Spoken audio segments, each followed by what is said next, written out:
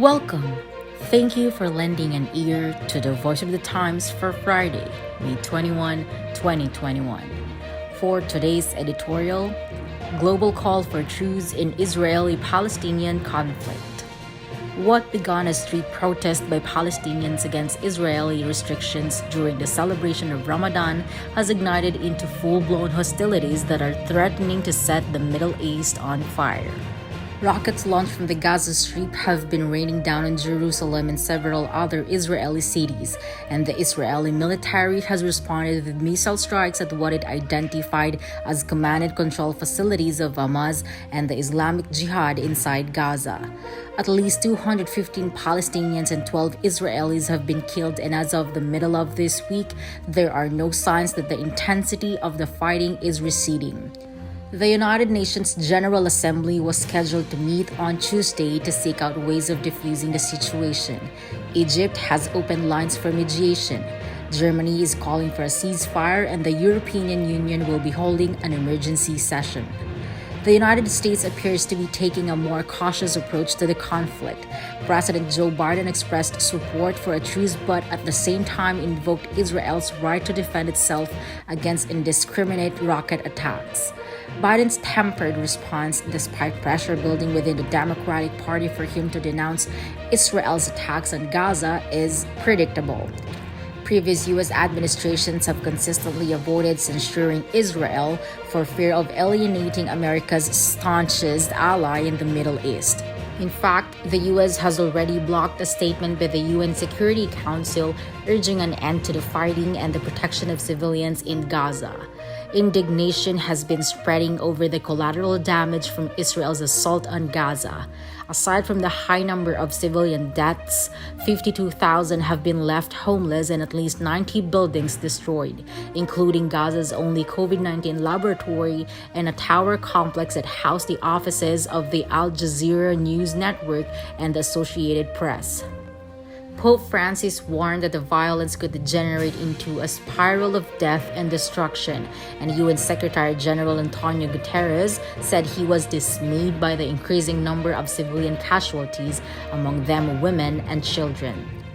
But Israel's Prime Minister Benjamin Netanyahu has remained steadfast, saying the Israeli attacks on Gaza will not stop until it has taken out all of Hamas' rocket launching sites.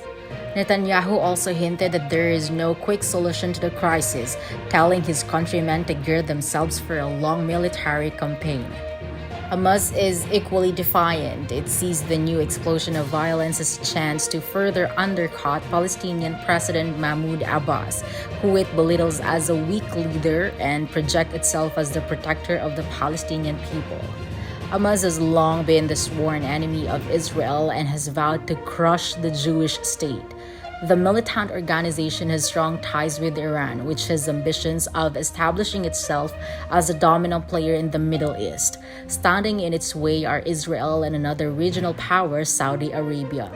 The delicate interplay of political, geographical, and religious alignments is the variable that makes the region volatile and peace so elusive.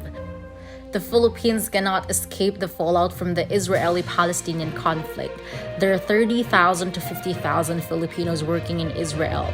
Most of them are caregivers and 91 Filipinos in Gaza.